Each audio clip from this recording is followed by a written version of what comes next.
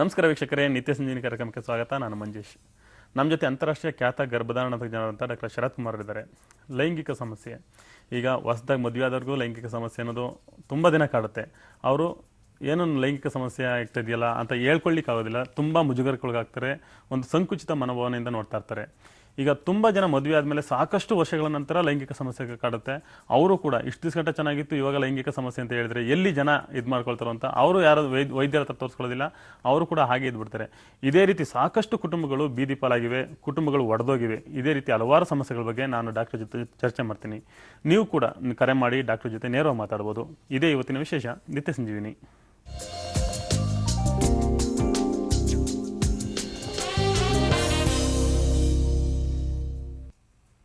ಬನ್ನಿ ವೀಕ್ಷಕರ, ಡಾಕ್ಟರ್ ಶರತ್ ಕುಮಾರ್ ಅವ್ರನ್ನ ಕಾರ್ಯಕ್ರಮಕ್ಕೆ ಸ್ವಾಗತ ಮಾಡೋಣ. ಡಾಕ್ಟರ್ ನಿತ್ಯ ಸಂಜೀವಿನಿ ಕಾರ್ಯಕ್ರಮಕ್ಕೆ ಸ್ವಾಗತ. ನಮಸ್ಕಾರ ಮಂಜೇಶ್. ನಿತ್ಯ ಸಂಜೀವಿನಿ ಕಾರ್ಯಕ್ರಮದ ಎಲ್ಲ ವೀಕ್ಷಕರಿಗೂ ನಮಸ್ಕಾರಗಳು. ಡಾಕ್ಟರ್, ನಾನು ಪ್ರಶ್ನೆ ಕೇಳೋದು ಯಾವ ರೀತಿ ಅಂತಂದ್ರೆ, ಈ ಹೊಸ್ದಾಗಿ ಮದುವೆ ಆಗಿರ್ತಾರೆ ಒಂದು ಜೋಡಿ, ನವ ಜೋಡಿ, ಅವ್ರಿಗೆ ಲೈಂಗಿಕತೆ ಬಗ್ಗೆ ಯಾವುದೇ ಒಂದು ಟಚ್ ಇರೋದಿಲ್ಲ. ಈಗ ಪುಸ್ತಕದಲ್ಲಿ ಓದಿರ್ತಾರೆ, ಪೇಪರ್ನಲ್ಲಿ ಓದಿರ್ತಾರೆ, ಅಲ್ಪ ಸ್ವಲ್ಪ ಲೈಂಗಿಕ ತಿಳುವಳಿಕೆ ಇರುತ್ತೆ. ಆದ್ರೆ ಲೈಂಗಿಕ ಸಮಸ್ಯೆ ಅಂದ್ರೆ ಒಂದು ಹೊಸ್ದಾಗಿ ಮದುವೆ ಆದಾಗ 1 ತಿಂಗಳು 1.5 ತಿಂಗಳು, ಯಾಕಂದ್ರೆ ಅವ್ರಿಬ್ರು ಅಡ್ಜಸ್ಟ್ ಆಗಲಿಕ್ಕೆ ತುಂಬಾ ಟೈಮ್ ತಗೊಳ್ತಾರೆ. ಆ ಟೈಮ್ನಲ್ಲಿ ಯಾವ್ಯಾವ ರೀತಿ ಲೈಂಗಿಕ ಸಮಸ್ಯೆಗಳು ಎದುರಾಗ್ತವೆ?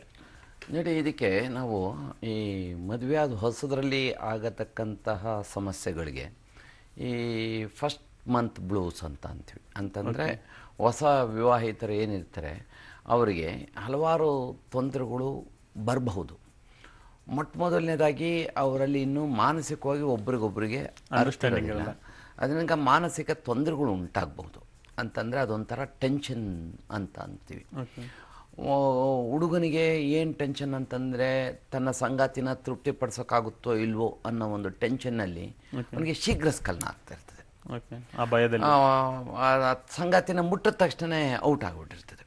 ಅದಕ್ಕೆ ಈ ಎರೆಕ್ಟೈಲ್ ಪ್ರಿಮೆಚೂರ್ ಇಜಾಕ್ಯುಲೇಷನ್ ಅಥವಾ ಶೀಘ್ರ ಸ್ಖಲನ ಅಂತೀವಿ.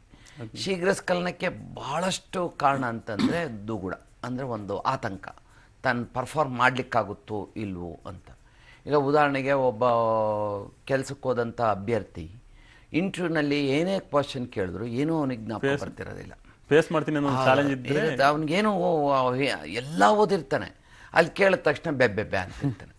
ಅದನ್ನು ಈಚೆ ಬಂದಾಗ ಅದ್ರ ಬಗ್ಗೆ ನಿರರ್ಗಳ ಒಂದು ಬೇಕಾದ್ರೂ ಮಾತಾಡ್ತಾನೆ. ಅದು ಏನಕ್ಕೆ ಅಂತಂತಂದರೆ ಪರ್ಫಾರ್ಮೆನ್ಸ್ ಆಂಗ್ಸೈಟಿ ಅಂತ, ಫೇಲ್ಯೂರ್. ಅಂದರೆ ತನಗೆ ಹೇಳೋಕ್ಕಾಗುತ್ತೋ ಇಲ್ವೋ, ತಾನು ಹೇಳ್ತಿರೋ ತಪ್ಪೋ ಏನೋ ಅಂತ ಉತ್ತರನೇ ಕೊಟ್ಟಿರೋದಿಲ್ಲ, ಅವನೇ ಅಂದ್ಕೊಂಡ್ಬಿಟ್ಟಿರ್ತಾನೆ. ಹಾಗೆ ಏನಾಗುತ್ತೆ, ಬಾಹ್ಯ ತೆಗೆಯೋದಿಲ್ಲ. ಇಂಟರ್ವ್ಯೂ ಮಾಡೋರಿಗೆ ಏನನ್ಸುತ್ತೆ, ಇವ್ನಿಗೆ ಏನು ಗೊತ್ತಿಲ್ಲ ಅಂತ ಅನ್ಸ್ಬಿಡ್ತದೆ. ಓಕೆ ಡಾಕ್ಟರ್, ಆಲ್ರೆಡಿ ಒಬ್ರು ಕರೆ ಮಾಡಿಬಿಟ್ಟಿದ್ದಾರೆ, ಚಂದ್ರು ಅಂತ. ಚಂದ್ರು ನಮಸ್ತೆ, ತಮ್ಮ ಪ್ರಶ್ನೆ ಏನು ಕೇಳಿ. ಸರ್, ನಾವೀಗ ಚೆಕ್ ಮಾಡ್ಬೇಕಾದ್ರೆ ಜಲ್ದಿ ಇದಾಗುತ್ತೆ ಸರ್. ಹಾಂ. ಯಾವಾಗ್ಲೂನಾ ಅಥವಾ ಒಂದೊಂದು ಸಾರಿನಾ? ಒಂದೊಂದ್ಸರಿ ಹಂಗಾಗುತ್ತೆ, ಒಂದೊಂದ್ಸತಿ ಲೇಟ್ ಆಗುತ್ತೆ. ಹಾಂ. ಪ್ರತಿನಿತ್ಯ ಏನಾಗೋದಿಲ್ಲ ಅಲ್ವಾ? ಪ್ರತಿ ಸಾರಿ ಏನಾಗೋದಿಲ್ಲ? ಈ ಸರಿ ಏನೋ ಆಗುತ್ತೆ ಸರ್. ಪ್ರತಿ ಸಾರಿನೂ ಶೀಘ್ರ ಸ್ಖಲನ ಆಗುತ್ತಾ? ಅಲ್ಲ ಚಂದ್ರು ಅವರೇ, ಪ್ರತಿ ಸಲ ಇದೇ ತರ ಆಗುತ್ತೆ ನಿಮ್ಗೆ ಲೈಂಗಿಕ ಕ್ರಿಯೆ ಮಾಡ್ಬೇಕಾದ್ರೆ? ಪ್ರತಿ ಸಲ ಹಿಂಗೆ ಆಗುತ್ತೆ ಸರ್. ಹಾಂ. ನೋಡಿ, ಈ ಪ್ರಿಮೆಚೂರ್ ಇಜಾಕ್ಯುಲೇಷನಲ್ಲಿ 2 ರೀತಿ ಇದೆ. ಒಂದು ಪರ್ಮನೆಂಟ್ ಪ್ರಿಮೆಚೂರ್ ಇಜಾಕ್ಯುಲೇಷನ್, ಅಂದರೆ ಯಾವಾಗ್ಲೂ ಪರ್ಫಾರ್ಮೆನ್ಸೇ ಆಗೋದಿಲ್ಲ, ಆಗೋದಕ್ಕಿಂತ ಮುಂಚೆನೇ ಅಥವಾ ಆಗ ಸಮಯದಲ್ಲ, ಅಥವಾ ವಿತಿನ್ 1 ಮಿನಿಟ್, 30 ಸೆಕೆಂಡ್ಸ್, 15 ಸೆಕೆಂಡ್ಸ್, ಅಥವಾ ಸ್ಟ್ರೋಕ್ಸ್ ಲೆಕ್ಕದಲ್ಲಿ ಯೋನಿ ಒಳಗಡೆ ಶಿಶ್ನು ಪ್ರವೇಶಿಸಿದ ಒಂದು 15 ಅಥವಾ 20 ಸ್ಟ್ರೋಕ್ಸ್ನಲ್ಲಿ ಔಟ್ ಆಗೋದಕ್ಕೆ, ಅಂದರೆ ಸ್ಖಲನ ಆಗೋದಕ್ಕೆ, ಅದಕ್ಕೆ ಪರ್ಮನೆಂಟ್ ಪ್ರಿಮೆಚೂರ್ ಇಜಾಕ್ಯುಲೇಷನ್ ಅಂತ ಅಂತೀವಿ. ಅಂದರೆ ಯಾವಾಗ್ಲೂ, ಅಂದರೆ he can never perform fully ಅಂತ. ಎರಡನೇದು ಆಗೊಮ್ಮೆ ಈಗೊಮ್ಮೆ ಆಗೋದು, ಟೆಂಪರರಿ ಪ್ರಿಮೆಚೂರ್ ಇಜಾಕ್ಯುಲೇಷನ್ ಅಂತಂದರೆ ಕೆಲವು ಸರಿ ಚೆನ್ನಾಗಿ ಸಂಭೋಗ ಕ್ರಿಯೆ ಆಗಿರ್ತದೆ, ಕೆಲವು ಸರಿ ಆಗಿರೋದಿಲ್ಲ. ಅದೇನು ತೊಂದರೆ ಇಲ್ಲ. ಈಗ ಎಲ್ಲ ರೀತಿಯಲ್ಲಿ ಎಲ್ಲ ಸರಿನೂ ಹೋಗಿ ಒಬ್ಬ ಬ್ಯಾಟ್ಸ್ಮನ್ ಹೊಡಿಯೋಕ್ಕಾಗೋದಿಲ್ಲ. 0ಗೆ ಔಟ್ ಆಗ್ಬೋದು, 300 ಹೊಡೆದು ಬರ್ಬೋದು. ಹಾಗಾಗಿ ಅದೇ ರೀತಿ ಇದೇ ಸ್ಟ್ರೋಕ್ಸ್ ಇಲ್ಲೂ ಆಗುತ್ತೆ. ಲೈಂಗಿಕ ಕ್ರಿಯೆಯಲ್ಲಿ ಒಂದು 5 ಸ್ಟ್ರೋಕ್ಸ್ಗೆ ಒಂದು ಸರಿ ಔಟ್ ಆಗಿರ್ಬೋದು, ಇನ್ನೊಂದು ಸರಿ 100 ಸ್ಟ್ರೋಕ್ಸನ್ನು ಹೊಡೆಯೋ ಸಾಧ್ಯತೆ ಇದೆ, ಇನ್ನೊಂದು ಸರಿ 300 ಸ್ಟ್ರೋಕನ್ನು ಹೊಡಿಬೋದು. ಹಾಗಾಗಿ ಅದನ್ನು ನಾವು ತೊಂದರೆ ಅಂತ ಕನ್ಸಿಡರ್ ಮಾಡಲಿಕ್ಕಾಗೋದಿಲ್ಲ. ಈ ಸೆಕೆಂಡ್ರಿ ಪ್ರಿಮೆಚೂರ್ ಇಜಾಕ್ಯುಲೇಷನ್ಗೆ ಕಾರಣ ಅಂದರೆ ದುಗುಡ, ಆತಂಕ, ಖಿನ್ನತೆ, ಅಥವಾ ಅವತ್ತೇನೋ ಬೇರೆ ತೊಂದರೆ ಆಗಿರ್ಬೋದು, ಅಥವಾ ಏನೋ ಒಂದು ಸಣ್ಣ ಪುಟ್ಟ ಕಾಯಿಲೆ ಇರ್ಬೋದು, ಜ್ವರ ಇರ್ಬೋದು, ಅಥವಾ ಅವತ್ತೇನೋ ಅಲ್ಲಿ ಮನಸ್ತಾಪ ಉಂಟಾಗಿರ್ಬೋದು, ಅಥವಾ ಜಗಳ ಉಂಟಾಗಿರ್ಬೋದು, ಅಥವಾ ಆಫೀಸ್ನಲ್ಲಿ ಏನೋ ಕಿರಿಕಿರಿ ಆಗಿರ್ಬೋದು. ಇದು ಇನ್ನು ಪ್ರೈಮರಿ ಅಂತಂದರೆ ಯಾವಾಗಲೂ ಆಗೋದಕ್ಕೆ ಏನೋ ತೊಂದರೆ ಇದೆ ಅಂತ. ಅದರಲ್ಲಿ ಬಹಳಷ್ಟು ತೊಂದರೆ ಅಂತಂದರೆ ಈ ಸೂಕ್ಷ್ಮತೆ, ಈ ಗ್ಲ್ಯಾನ್ಸ್ ಪಿನಿಸ್ ಏನಿದೆ, ಶಿಶ್ನುವಿನ ಮುಂಭಾಗ, ಅದರ ತಲೆ ಅಂತ ಏನು ಹೇಳ್ತೀವಿ, ಅದು ಭಾಳಷ್ಟು ಜನಕ್ಕೆ ಭಾಳ ಸೂಕ್ಷ್ಮವಾಗಿರ್ತದೆ. ಭಾಳ ಪಿಂಕ್ ಕಲರ್ ಇರ್ತದೆ, ರೆಡ್ ಕಲರ್ ಇರ್ತದೆ. ಅದನ್ನು ಚರ್ಮನ ಹಿಂದಕ್ಕೆ ಮಾಡಿ ಅದನ್ನು ಸರಿಯಾಗಿ ತೊಳಿತಾ ಇರೋದಿಲ್ಲ. ಅದನ್ನು ಈ ಸಂಭೋಗ ದಿವಸದ ಮಾತ್ರ ಅವಾಗ ಅದನ್ನು ಓಪನ್ ಮಾಡಿ ಆವಾಗ ಸಂಭೋಗ ಕ್ರಿಯೆ ಮಾಡೋಕ್ಕೆ ಹೋಗ್ತಾರೆ. ಆಗೇನಾಗಿರುತ್ತೆ, ಒಳಗಡೆ ಸೂಕ್ಷ್ಮತೆ ಎಷ್ಟಿರ್ತದೆ ಅಂದರೆ ಮುಟ್ಟಿದ ತಕ್ಷಣ ಅದಕ್ಕೆ ರಿಯಾಕ್ಷನ್ ಆಗಿ ಎಕ್ಸೈಟ್ ಆಗಿ ಅದು ಸಂವೇದನೆ ಮೀರಿ ಔಟ್ ಆಗೋಗ್ತದೆ. ಟ್ರೀಟ್ಮೆಂಟ್ ತಗೊಳ್ಳೋದು ಒಳ್ಳೇದಂತ ಅವ್ರ ಟ್ರೀಟ್ಮೆಂಟ್ ತಗೊಳ್ಳೇಬೇಕು. ಓಕೆ ಡಾಕ್ಟರ್ ಚಂದ್ರ ಅವರೇ, ಕರೆ ಮಾಡೋದಕ್ಕೆ ಧನ್ಯವಾದ. ಆದಷ್ಟು ಬೇಗ ಟ್ರೀಟ್ಮೆಂಟ್ ತಗೊಳ್ಳಿ ಅಂತ ಹೇಳ್ತಾ ರಾಜು ಅಂತ ರಾಯಚೂರು ಅಂತ ಕರೆ ಮಾಡ್ತಿದ್ದಾರೆ. ರಾಜು ನಮಸ್ತೆ, ತಮ್ಮ ಪ್ರಶ್ನೆಯನ್ನು ಕೇಳಿ. ಸರ್ ನಮಸ್ಕಾರ ಸರ್. ನಮಸ್ತೆ ರಾಜು, ಹೇಳಿ ತಮ್ಮ ಸಮಸ್ಯೆ. ಸರ್ ನಮ್ಮ ಮದುವೆ ಆಗಿ ಈಗ 4 ವರ್ಷ ಆಯ್ತು ಸರ್. ಸರ್ ಒಂದು ಮಗು ಇದೆ ಈಗ, ಮತ್ತೆ ಇನ್ನೊಂದು ಈಗ ನಾವು ನಮ್ಮ ಮಿಸಸ್ ಅವ್ರು ಕ್ಯಾರಿಂಗ್ ಇದ್ದಾರೆ. ಅಂದ್ರೆ 2 ತಿಂಗಳ ಈಗ ಕಂಪ್ಲೀಟ್ ಆಗಿ 3ನೇ ತಿಂಗಳಿಗೆ ಬಿದ್ದಿದೆ ಸರ್ ಈಗ. ಸರ್ ನಾವು ಸೆಕ್ಸುವಲ್ ಪಾರ್ಟಿಸಿಪೇಟ್ ಮಾಡ್ಬೋದಾ ಸರ್ ಈಗ ಪ್ರಾರಂಭ ಹಂತದಲ್ಲಿ? ನೋಡಿ, ಮೊದಲನೇ 3 ತಿಂಗಳು ಅಂದ್ರೆ ಮುಟ್ಟು ನಿಂತ ಅಂದ್ರೆ ಪ್ರೆಗ್ನೆನ್ಸಿ ಅಂತ ಡಿಕ್ಲೇರ್ ಮಾಡಿದ್ಮೇಲೆ ಮೊದಲನೇ 3 ತಿಂಗಳು ಸಂಭೋಗ ಮಾಡದೇ ಇದ್ರೆ ಒಳ್ಳೇದು. ಯಾಕೆಂದ್ರೆ ಈ ಸಮಯದಲ್ಲಿ ಇನ್ನು ಆಗ್ತಾನೆ ಭ್ರೂಣ ಗರ್ಭಕೋಶ ಒಳಗಡೆ ಕುಳಿತಿರ್ತದೆ. ಸಂಭೋಗ ಮಾಡೋ ವೇಳೆನಲ್ಲಿ ಗರ್ಭಕೋಶಕ್ಕೆ ಸಂಕುಚಿತಗೊಂಡು ಅಂದರೆ ಏಟ್ ಬಿದ್ದು ಪೆಟ್ಟು ಬಿದ್ದು ಅಂತಂದರೆ ಅದ್ರ ಮೇಲೆ ಒತ್ತಡ ಬಿದ್ದು ಅಬಾರ್ಷನ್ ಆಗೋ ಸಾಧ್ಯತೆ ಜಾಸ್ತಿ ಇರ್ತದೆ ಮೂಮೆಂಟಿಂದ. ಏಕೆಂದರೆ ಇನ್ನೂ ಅದು ಚೆನ್ನಾಗಿ ಬೇರೂರಿರಲ್ಲ. ಅದು ಹೆಚ್ಚು ಕಡಿಮೆ ಒಂದು ಎಲೆ ಮೇಲೆ ಒಂದು ತೊಟ್ಟು ಹನಿ ಕುಳಿತಂಗೆ, ಪರ್ಲ್ ಕುಳಿತಂಗೆ, ಮುತ್ತು ಕುಳಿತಂಗೆ ಕುಳಿತಿರ್ತದೆ. ಜಾರು ಬೀಳೋ ಸಾಧ್ಯತೆ ಜಾಸ್ತಿ ಇರ್ತದೆ. ಅದರಿಂದ ಮೊದಲನೇ 3 ತಿಂಗಳು ಅವ್ರನ್ನ ಚೆನ್ನಾಗಿ ನೋಡ್ಕೊಳ್ಬೇಕು. ಹೆಚ್ಚು ಭಾರ ಎತ್ತದಾಗೆ, ಹೆಚ್ಚು ಕೆಲಸ ಮಾಡದೇ ಇರೋಗೆ, ಹೆಚ್ಚು ಬಗ್ಗಿ ಈ ನೆಲ ಒರೆಸ್ದೇ ಇರೋಗೆ, ಮತ್ತು ಸಂಭೋಗ ಕ್ರಿಯೆಯಲ್ಲಿ ಪಾಲ್ಗೊಳ್ಳದೇ ಇರೋಗೆ, ಜೊತೆಗೆ 2 ವೀಲರಲ್ಲಿ ಕುಳಿತುಕೊಂಡು ಹಿಂದ್ಗಡೆ ಎತ್ತಾಕಿಸ್ದೇ ಇರೋ ರೀತಿಯಲ್ಲಿ, ಮತ್ತು ಲಾಂಗ್ ಜರ್ನಿಗಳು ಮಾಡದೇ ಇರೋ ರೀತಿಯಲ್ಲಿ, ಮತ್ತು ಬಸ್ಸಲ್ಲಿ ಲಾಸ್ಟ್ ಸೀಟ್ಗಳಲ್ಲಿ ಕುಳಿತುಕೊಂಡು ಎತ್ತಾಕಿ ಇದಾಗೋದ್ರಲ್ಲಿ, ರಫ್ ರೋಡ್ಗಳಲ್ಲಿ, ಡಿಚ್ಚಸ್ ಇರೋ ರೋಡ್ಗಳಲ್ಲಿ ಕರ್ಕೊಂಡು ಹೋಗದಿರೋದು, ಈ ರೀತಿ ಮಾಡೋದು ಒಳ್ಳೆಯದು. ಅಂದರೆ ಸಂಭೋಗ ಕ್ರಿಯೆ ಕೂಡ ಈ ಗರ್ಭಕೋಶಕ್ಕೆ ಹಾನಿ ಮಾಡೋ ಸಾಧ್ಯತೆ ಇದೆ. ಮತ್ತು ಕಡೆ 2 ತಿಂಗಳು ಅಂದರೆ 8ನೇ ತಿಂಗಳು ಮತ್ತು 9ನೇ ತಿಂಗಳು ಆಗೇನಾಗಿರ್ತದೆ ಅಂದರೆ ಗರ್ಭಕಂಠ ಬಾಯಿ ತೆಗೆದುಬಿಟ್ಟಿರ್ತದೆ, ಒಂದು ಸ್ವಲ್ಪ ಆಗಲೇ ಓಪನ್ ಆಗಿರ್ತದೆ. ಅಂತಹ ಸಮಯದಲ್ಲಿ ಸಂಭೋಗ ಮಾಡಿದಾಗ ಏನಾಗುತ್ತೆ, ವೀರ್ಯ ನೇರವಾಗಿ ಗರ್ಭಕೋಶನ ಪ್ರವೇಶಿಸಿ ಅಲ್ಲಿ ಏನು ಭ್ರೂಣ ಇರ್ತದೆ, ಅಲ್ಲಿ ಏನು ಮಗು ಇರ್ತದೆ ಅದ್ರ ಸುತ್ತ ಹೋಗೋ ಸಾಧ್ಯತೆ ಇದೆ. ಈ ವೀರ್ಯದಲ್ಲಿ ಏನಾದರೂ ದೋಷ ಇದ್ದು ಅದರಲ್ಲಿ ಏನಾದರೂ ಸೋಂಕಿದ್ರೆ, ವೈರಸ್ಸು ಅಥವಾ ಅಥವಾ ಫಂಗಲ್ ಇನ್ಫೆಕ್ಷನ್ಸ್ ಇದ್ದರೆ ಅವು ನೇರವಾಗಿ ಗರ್ಭಕೋಶದೊಳಗಡೆ ಹೋಗಿ ಅಲ್ಲಿರತಕ್ಕಂತಹ ಈ ಭ್ರೂಣವನ್ನು ಅಥವಾ ಈ ಮಗುವನ್ನು ಹಾನಿ ಮಾಡೋ ಸಾಧ್ಯತೆ ಇದೆ. ಆದ್ದರಿಂದ ಫೀಟಸ್ಗೆ ಇನ್ಫೆಕ್ಷನ್ ಆಗೋ ಸಾಧ್ಯತೆ ಇದೆ. ಅದರಿಂದ ಮೊದಲನೇ 3 ತಿಂಗಳು ಮತ್ತು ಕಡೆ 2 ತಿಂಗಳು ಸಂಭೋಗ ಮಾಡದೇ ಇರೋದು ಒಳ್ಳೆಯದು. ಇನ್ನು ಕಡೆ 2 ತಿಂಗಳು ಮಾಡಬೇಕು ಅಂತಂದರೆ ಕಾಂಡಮ್ ಹಾಕ್ಕೊಂಡು ಮಾಡಬೇಕಾಗತ್ತೆ. ಉಳಿದ ತಿಂಗಳುಗಳಲ್ಲಿ ಕೇರ್ ತಗೊಂಡು ಮಾಡಬೇಕು. ಭಾಳಷ್ಟು ಅವ್ರಿಗೆ ಮಹಿಳೆಗೆ ತೊಂದರೆ ಕೊಡದೇ ಇರೋ ರೀತಿಯಲ್ಲಿ ಸಂಭೋಗ ಕ್ರಿಯೆಯನ್ನು ಮಾಡಬೇಕು. ಹೊಟ್ಟೆ ಮೇಲೆ ಒತ್ತಡ ಬೀಳಬಾರ್ದು, ಬಿದ್ದು ಅದು ಇಸ್ಕಿ ಅಪ್ಪಚ್ಚಿ ಮಾಡಿಬಿಟ್ಟು ಮಗುನ ಅಬಾರ್ಷನ್ ಮಾಡೋ ರೀತಿಯಲ್ಲಿ ತೊಂದರೆ ಕೊಡ್ಕೊಡ್ದು. ಓಕೆ ರಾಜು ಅವರೇ, ಕರೆ ಧನ್ಯವಾದ. ಡಾಕ್ಟರ್ ಇನ್ನೂ ಸಾಕಷ್ಟು ಜನ ಕರೆ ಮಾಡ್ತಾ ಇದ್ದಾರೆ, ಎಲ್ಲರ ಜೊತೆ ಮಾತಾಡೋಣ. ಅದಕ್ಕೆ ಮುಂಚೆ ಒಂದು ಬ್ರೇಕ್ ತಗೊಳ್ಳೋಣ. ವೀಕ್ಷಕರೇ, ನಿತ್ಯ ಸಂಜೀವಿನಿ ಕಾರ್ಯಕ್ರಮದಲ್ಲಿ ಒಂದು ಪುಟ್ಟ ಬ್ರೇಕ್.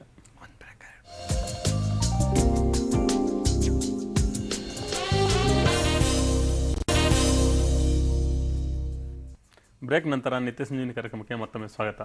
ಗೋಪಾಲ್ ಅಂತ ಬೆಂಗಳೂರಿಂದ ಕರೆ ಮಾಡ್ತಾರೆ. ಗೋಪಾಲ್ ನಮಸ್ತೆ, ತಮ್ಮ ಪ್ರಶ್ನೆಯನ್ನು ಕೇಳಿ. ಸರ್ ನಮಸ್ಕಾರ. ನಮ್ಗೀಗ ಆಲ್ರೆಡಿ 2 ಹೆಣ್ಮಗು ಆಗಿದೆ ನಮ್ಮ ಮಿಸಸ್ಗೆ. ಹೇಳಿ ಸರ್, ಇದು ಆಲ್ರೆಡಿ ಇದು ಏನು ಕರೆಂಟ್ ಇದರಲ್ಲಿ ಮಾಡಿಸ್ಕೊಂಡಿದ್ದಾರೆ ಅವರು ಮಗು ಆಗ್ದಂಗೆ, ಅದು ಫೇಲ್ ಆಗಿದೆ. ಮತ್ತೆ ಸಿಜರಿಂಗ್ ಮಾಡಿಸ್ಕೊಂಡ್ರೆ ಅವ್ರಿಗಿನ್ನ ಪ್ರಾಬ್ಲಮ್ ಆಗುತ್ತೆ ಅಂತ ಹೇಳ್ಬಿಟ್ಟು ನಾನು ಮಾಡ್ತಿಲ್ಲ. ಫ್ಯೂಚರ್ ಅಲ್ಲಿ ಮಗು ಆಗದೆ ಹಿಂಗೆ ಮತ್ತೆ ಯಾವ ತರ ಕಂಟ್ರೋಲ್ ಮಾಡ್ಕೊಳ್ಳೋದು ಅಂತ. ಈಗ ಅವ್ರಿಗೆ ಆಪರೇಷನ್ ಮಾಡಿತ್ತಾ ಮಕ್ಕಳಾಗದೆ ಇರೋಂಗೆ? ಮಾಡಿಲ್ಲ ಸರ್. ಇದು ಕರೆಕ್ಟ್ ಇದು ಬರುತ್ತಲ್ಲ ಅದರಲ್ಲಿ ಮಾಡ್ತೈತೆ, ಅದರಲ್ಲಿ ನರ ಸಿಕ್ಕಿಲ್ಲ ಅಂತ ಹೇಳ್ಬಿಟ್ಟು ಮಾಡಿಲ್ಲ. ಅದೇ ಮಾಡಕ್ ಪ್ರಯತ್ನ ಪಟ್ರು ಆಗಿಲ್ಲ. ಹೌದು ಸರ್, ಅದು ಮಾಡಕ್ ಪ್ರಯತ್ನ ಪಟ್ರು 2 ಸೈಡು ನರ ಸಿಕ್ಕಿಲ್ಲ ಅಂತ ಹೇಳಿ ಫೇಲ್ ಆಗಿದೆ. ಬೇರೆ ತಜ್ಞ ವೈದ್ಯರ ಹತ್ರ ಮಾಡಿಸಿ, ಲ್ಯಾಪ್ರೋಸ್ಕೋಪಿಕ್ ಸರ್ಜನ್ಸ್ ಹತ್ರ ಕರೆಕ್ಟಾಗಿ ಮಾಡ್ತಾರೆ. ಹೌದಾ? ಹೆಚ್ಚು ಪರಿಣತಿ ಇರತಕ್ಕಂಥ ತಜ್ಞ ವೈದ್ಯರುಗಳು ಇರ್ತಾರೆ, ಲ್ಯಾಪ್ರೋಸ್ಕೋಪಿಕ್ ಸರ್ಜನ್ಸ್ ಅಂತ. ಈ ಉದರದರ್ಶಕ ಶಸ್ತ್ರಚಿಕಿತ್ಸಾ ತಜ್ಞರು ಇರ್ತಾರೆ. ಈಗ ಆರ್ಡಿನರಿ ಡಾಕ್ಟರ್ಸ್ಗೆ ಕೆಲವು ಸರಿ ನರಗಳು ಸಿಗದೆ ಹೋಗ್ಬಹುದು, ಆದ್ರೆ ಅದರಲ್ಲೇ ಹೆಚ್ಚಿನ ಪರಿಣತಿ ಹೊಂದಿರೋರು ಲ್ಯಾಪ್ರೋಸ್ಕೋಪಿಕ್ ಸರ್ಜನ್ಸ್ ಇರ್ತಾರೆ. ಅವ್ರಗಳ ಹತ್ರ ಮಾಡಿಸಿ ಒಂದ್ಸರಿ. ಅದು ಬೇಡ ಅಂತಂದ್ರೆ ಕಾಪರ್ಟಿ ಬೇಕಾದ್ರೆ ಹಾಕ್ಸ್ಬೋದು. ಕಾಪರ್ಟಿ ಹಾಕ್ಸಿದ್ರು ಅದು 3 ರಿಂದ 5 ವರ್ಷ ಮಾತ್ರ ಇರ್ತದೆ, ಮತ್ತೆ ಮತ್ತೆ ಬದಲಾಯಿಸ್ಬೇಕಾಗ್ತದೆ.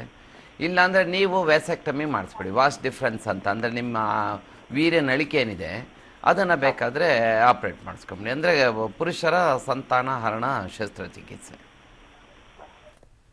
ಓಕೆ ಗೋಪಾಲ್ ಅವರೇ, ಕರ್ನಾಟಕಕ್ಕೆ ಧನ್ಯವಾದ.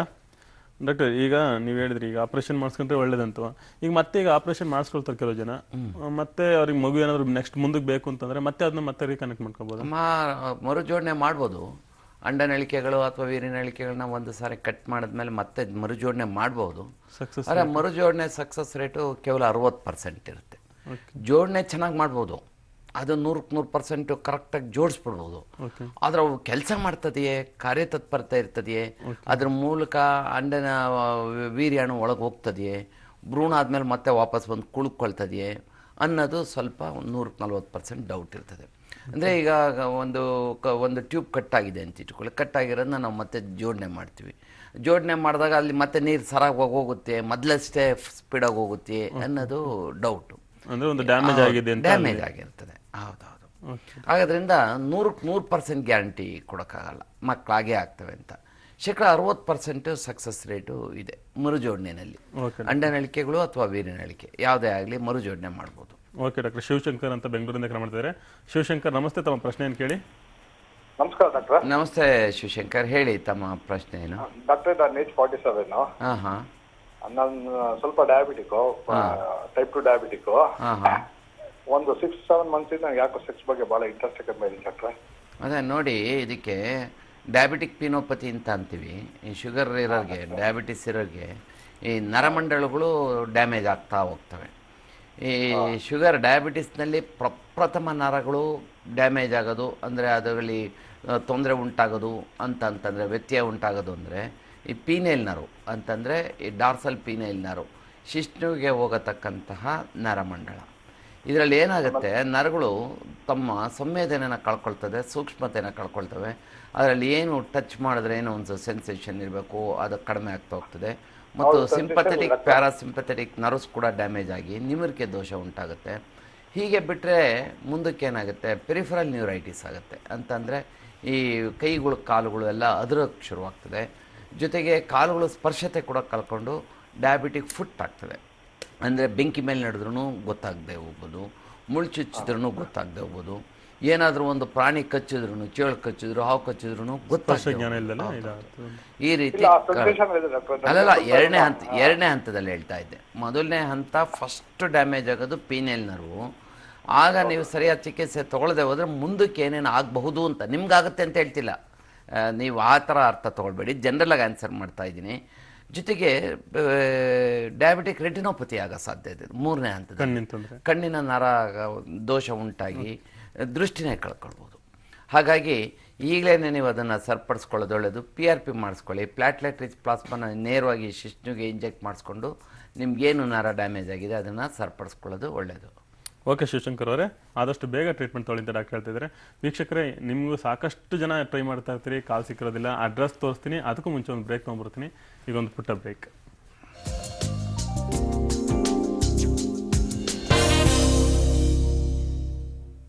ಬ್ರೇಕ್ ನಂತರ ನಿತ್ಯ ಸಂಜೀವಿನಿ ಕಾರ್ಯಕ್ರಮಕ್ಕೆ ಮತ್ತೊಮ್ಮೆ ಸ್ವಾಗತ. ಪಾರ್ವತಿ ಅಂತ ಹಾಸನದಿಂದ ಕರೆ ಮಾಡ್ತಿದ್ದಾರೆ. ಪಾರ್ವತಿ ನಮಸ್ತೆ, ತಮ್ಮ ಪ್ರಶ್ನೆ ಏನು ಕೇಳಿ. ಡಾಕ್ಟರ್ ನಮಸ್ತೆ, ಹೇಳಿ ಅಮ್ಮ ತಮ್ಮ ಸಮಸ್ಯೆ. ನಮಸ್ತೆ, ಪಾರ್ವತಿ ಅಂತ ಹೇಳಿ. ನನ್ನ ಮಗು 13 ವರ್ಷ ಸರ್. ಅವನ ಮರ್ಭಂಗ ತುಂಬಾ ಚಿಕ್ಕದಾಗಿದೆ, 1-2 ಇಂಚ್ ಅಷ್ಟೇ ಇದೆ. 13 ವರ್ಷ ಆಗಿದೆಯಲ್ವಾ, ಇಷ್ಟೇ ಇದೆಯಲ್ಲ ಅನ್ನೋ ಸ್ವಲ್ಪ ಭಯ. ಅದಕ್ಕೆ ಅದನ್ನ ಕೆಲವಾರು ಪರೀಕ್ಷೆಗಳನ್ನ ಮಾಡಬೇಕಾಗ್ತದೆ. ಅದರಲ್ಲಿ ಭಾಳ ಮುಖ್ಯವಾದ್ದು ಅಂತಂದರೆ ಹಾರ್ಮೋನ್ ಪರೀಕ್ಷೆ. ಈ ಟೆಸ್ಟೋಸ್ಟೆರೋನ್ ಅನ್ನೋ ಹಾರ್ಮೋನ್ ಒಂದು ಪರೀಕ್ಷೆ ಮಾಡಿಸಿ, ಅದರಲ್ಲಿ ಆ ವಯಸ್ಸಿಗೆ ಎಷ್ಟಿರಬೇಕೋ ಅಷ್ಟಿದೆಯಾ ನೋಡಿ. ಅದು 13ನೇ ವಯಸ್ಸಿಗೆ ಎಷ್ಟಿರಬೇಕು ಅಂತ ಇರ್ತದೆ, ಚಾರ್ಟ್ ಇರ್ತದೆ. ಅದೇನಾದರೂ ಹಾರ್ಮೋನ್ ಕಡಿಮೆ ಇದ್ದರೆ ಟೆಸ್ಟೋಸ್ಟೆರೋನ್ ಹಾರ್ಮೋನ್ನ ಈಗಲೇ ರಿಪ್ಲೇಸ್ಮೆಂಟ್ ಥೆರಪಿ ಕೊಟ್ಟರೆ ಅಂದರೆ ಮಾತ್ರೆ ರೂಪದಲ್ಲಾಗ್ಬೋದು, ಲೇಪನದ ರೂಪದಲ್ಲಾಗ್ಬೋದು, ಅಥವಾ ಇಂಜೆಕ್ಷನ್ ರೂಪದಲ್ಲಾದರೂ ಆಗ್ಬೋದು, ಕೊಟ್ಟರೆ ಅಂಗಾಂಗಗಳು ಚೆನ್ನಾಗಿ ಬೆಳೀತದೆ. ಜೊತೆಗೆ ಒಂದು ಸಲ ವರ್ಣತಂತುಗಳು ಪರೀಕ್ಷೆ ಮಾಡಬೇಕಾಗ್ತದೆ, ಕ್ರೋಮೋಸೋಮ್ಸ್ ಪರೀಕ್ಷೆ. ಎಕ್ಸ್ ಮತ್ತು ವೈ ಕ್ರೋಮೋಸೋಮ್ಸ್ ಕರೆಕ್ಟ್ ಪ್ರಮಾಣದಲ್ಲಿದೆಯಾ, ವೈ ಕ್ರೋಮೋಸೋಮ್ಸಲ್ಲಿ ಏನಾದರೂ ಮುಕ್ಕಾಗಿದೆಯಾ, ಅದನ್ನು ನೋಡಬೇಕಾಗತ್ತೆ. ಹಾಗಾಗಿ ಕ್ರೋಮೋಸೋಮ್ ಪರೀಕ್ಷೆ ಮತ್ತು ವರ್ಣತಂತುನು ಮತ್ತು ವಂಶವಾಹಿನಿ ಪರೀಕ್ಷೆ ಜೊತೆಗೆ ಹಾರ್ಮೋನ್ ಪರೀಕ್ಷೆ ಮೂರನ್ನು ಮಾಡಿದ್ರೆ ಯಾತಕ್ಕೋಸ್ಕರ ಅವನಿಗೆ ಬೆಳವಣಿಗೆ ಕುಂಠಿತ ಆಗಿದೆ ಅನ್ನೋದು ಕಾರಣ ಗೊತ್ತಾಗುತ್ತೆ. ಕಾರಣನ ಸರಿಯಾಗಿ ಪತ್ತೆ ಹಚ್ಚಿ ಅದಕ್ಕೆ ಸರಿಯಾದ ಚಿಕಿತ್ಸೆ ಕೊಟ್ಟರೆ ಈಗಲಿಂದನೇ, ಅಂದರೆ 13ರಿಂದ 19ನೇ ವಯಸ್ಸಿನಲ್ಲಿ ಅಂಗಾಂಗಗಳು ಚೆನ್ನಾಗಿ ಬೆಳವಣಿಗೆ ಆಗಬೇಕು, ಲಿಂಗಗಳು. ಈ ಸಮಯದಲ್ಲಿ ಸರಿಯಾದ ಚಿಕಿತ್ಸೆ ಕೊಟ್ಟರೆ ಚೆನ್ನಾಗಿ ಬೆಳವಣಿಗೆ ಆಗುತ್ತೆ. ಓಕೆ ಪಾರ್ವತಿ ಅವರೇ, ಕರೆ ಮಾಡ್ತೀನಿ. ಧನ್ಯವಾದ. ವೀಕ್ಷಕರೇ, ಹೆಚ್ಚಿನ ಅಡ್ರೆಸ್ ಮತ್ತು ಡಾಕ್ಟ್ರು ಮತ್ತು ಟೆಲಿಫೋನ್ ನಂಬರ್ ತೋರಿಸ್ತೀವಿ, ನೋಟ್ ಮಾಡ್ಕೊಳ್ಳಿ. ಮತ್ತು ನಿಮ್ಮ ಕರೆ ಸಿಕ್ಕಿಲ್ಲ ಅಂತಂದರೆ ಡೈರೆಕ್ಟಾಗಿ ಡಾಕ್ಟ್ರನ್ನ ಕಾಂಟ್ಯಾಕ್ಟ್ ಮಾಡ್ಬೋದು. ಮತ್ತು ಏನು ಸಮಸ್ಯೆ ಅಂತ ನಿಮ್ಮ ಸಮಸ್ಯೆ ಹೇಳ್ಕೊಂಡ್ರೆ ಅದಕ್ಕೆ ಟ್ರೀಟ್ಮೆಂಟ್ ಕೊಡ್ತಾರೆ. ಅಡ್ರೆಸ್ ನೋಟ್ ಮಾಡ್ಕೊಳ್ಳಿ. ಡಾಕ್ಟರ್ ಶ್ರೀ ಶರತ್ ಕುಮಾರ್, ನಿರ್ದೇಶಕರು, ಮೆಡಿವೇವ್ IVF ಹಾಸ್ಪಿಟಲ್, ಸಯ್ಯಾಜಿರಾವ್ ರಸ್ತೆ, ಮೈಸೂರು 1, ಮಂಗಳವಾರದಿಂದ ಶುಕ್ರವಾರ ತನಕ. ಅಪಾಯಿಂಟ್ಮೆಂಟ್ಗಾಗಿ ಟೆಲಿಫೋನ್ ನಂಬರ್ 7815050100 8088890724 7676210322. ಹಾಗೆ ಲ್ಯಾಂಡ್ಲೈನ್ ನಂಬರ್ 08212444441 08023526100 08042774282. ಹಾಗೆ ಬೆಂಗಳೂರಿನಲ್ಲಿ ಭಾನುವಾರ ಅಪಾಯಿಂಟ್ಮೆಂಟ್ ತಗೊಳ್ಳೋಕ್ಕೋಸ್ಕರ ಈ ನಂಬರಿಗೆ ಮತ್ತು ಈ ಅಡ್ರೆಸ್ಗೆ ಹೋಗಬೇಕು. ಮೆನ್ಸ್ ಕ್ಲಿನಿಕ್, ಶರತ್ ಮೆನ್ಸ್ ಕ್ಲಿನಿಕ್, ನಂಬರ್ 34, 20ನೇ ಮುಖ್ಯ ರಸ್ತೆ, ಪಶ್ಚಿಮ ಕಾಡ್ ರಸ್ತೆ, 2ನೇ ಬ್ಲಾಕ್, ಸಿಟಿ ಆಸ್ಪತ್ರೆ ಹತ್ತಿರ, ರಾಜಾಜಿನಗರ, ಬೆಂಗಳೂರು 10. ಡಾಕ್ಟರ್, ಲೈಂಗಿಕ ಸಮಸ್ಯೆಗೆ ಸಾಕಷ್ಟು ವಿಷಯಗಳ ಬಗ್ಗೆ ಗೊತ್ತಿರಿ. ಮತ್ತೆ ಪಾರ್ವತಿಯವರು ಕೂಡ ಅವ್ರ ಮಗುಗೋಸ್ಕರ ಕೇಳಿದ್ರು, ನಾವು ಆಗ್ತಾರೆ ಮಾತಾಡಿದ್ವಿ. ಹೌದು. ಅಂದ್ರೆ ಈಗ ಕಡೆದಾಗಿ ಈಗ ಲೈಂಗಿಕ ಸಮಸ್ಯೆನ ಪತ್ತೆ ಮಾಡ್ಕೊಳ್ಳೋದು ಯಾವ ಏಜ್ ಇಂದ ಅಂತ ಕಡೆದಾಗಿ ಚುಟುಕಾಗಿರ್ಬಿಡಿ ಡಾಕ್ಟರ್. ಟೈಮು ಈಗ ಪಾರ್ವತಿ ಅವರು ಫೋನ್ ಮಾಡಿ ಹೇಳಿದ್ರಲ್ಲ, 13ರಿಂದ ಬೆಳವಣಿಗೆಯಿಂದನೂ ನೋಡ್ತಾ ಇರಬೇಕು. ಹುಟ್ಟಾಗ್ಲೇ 2 ಬೀಜನೂ ಇದೆಯಾ ಇಲ್ವಾ ನೋಡ್ಬಿಡ್ಬೇಕಲ್ಲ, ಓಕೆ, ಶಿಶ್ನು ಇದೆಯಾ ಇಲ್ವಾ ಅಥವಾ ಯೋನಿ ಇದೆಯಾ ಇಲ್ವಾ, ಅಲ್ಲಿಂದನೂ ಆಯಾ ವಯಸ್ಸಿಗೆ ಏನೇನು ಬೆಳವಣಿಗೆ ಆಗಬೇಕು ಕರೆಕ್ಟಾಗಿ ಆಗ್ತಾ ಇದೆಯಾ ಅನ್ನೋದನ್ನು ಗಮನಿಸ್ತಾ ಹೋಗಬೇಕು. ಅದರಲ್ಲೂ ಸಹ 13ರಿಂದ 19ನೇ ವಯಸ್ಸಲ್ಲಿ, ಹದಿಹರೆಯದ ವಯಸ್ಸಿನಲ್ಲಿ ಪೂರ್ಣ ಪ್ರಮಾಣದಲ್ಲಿ ಚೆನ್ನಾಗಿ ಲಿಂಗಗಳು ಬೆಳವಣಿಗೆ ಆಗಿದೆಯಾ, ಯೋನಿ ಆಗ್ಬೋದು ಅಥವಾ ಸ್ತನಗಳಾಗ್ಬೋದು ಮಹಿಳೆಗೆ, ಪುರುಷನಲ್ಲಿ ಲಿಂಗಾಂಗ ಅಥವಾ ಶಿಶ್ನು ಆಗ್ಬೋದು, ಬೀಜಗಳಾಗ್ಬೋದು, ಸರಿಯಾಗಿ ಬೆಳವಣಿಗೆ ಆಗ್ತಾ ಇದೆಯಾ ಅಂತ ಗಮನಿಸಬೇಕಾಗತ್ತೆ. ಓಕೆ ಡಾಕ್ಟರ್, ಇಲ್ಲಿ ತನಕ ಸಾಕಷ್ಟು ವಿಷಯಗಳ ಬಗ್ಗೆ ಚರ್ಚೆ ಮಾಡಿದ್ರಿ, ಧನ್ಯವಾದ ನಿಮಗೆ. ನಮಸ್ಕಾರ ಮಂಜೇಶ್. ನಿತ್ಯ ಸಂಜೀವನಿ ಕಾರ್ಯಕ್ರಮದ ಎಲ್ಲ ವೀಕ್ಷಕರಿಗೂ ನಮಸ್ಕಾರಗಳು. ವೀಕ್ಷಕರೇ, ನೋಡಿರಲ್ಲ, ಲೈಂಗಿಕ ಸಮಸ್ಯೆಯನ್ನು ಚಿಕ್ಕದಾಗಿದ್ದಾಗಲೇ ಅದನ್ನು ಎದುರಿಸಿ ಅದಕ್ಕೆ ಟ್ರೀಟ್ಮೆಂಟ್ ತೊಗೊಂಡು ಸಮಸ್ಯೆನ ಬಗೆಹರಿಸ್ಕೊಂಡ್ರೆ ಮುಂದೆ ಯಾವುದೇ ರೀತಿ ಸಮಸ್ಯೆ ಎದುರಾಗಲ್ಲ ಅಂತ ಹೇಳ್ತಾ ಈ ಕಾರ್ಯಕ್ರಮ ಮುಗಿಸ್ತಿದ್ದೀನಿ. ನ್ಯೂಸ್ ಅಂದರೆ ಪಬ್ಲಿಕ್ TV.